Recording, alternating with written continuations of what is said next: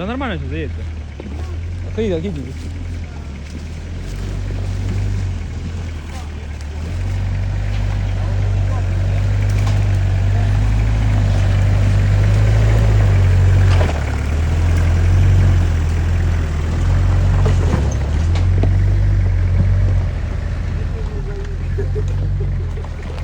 Там еще речка.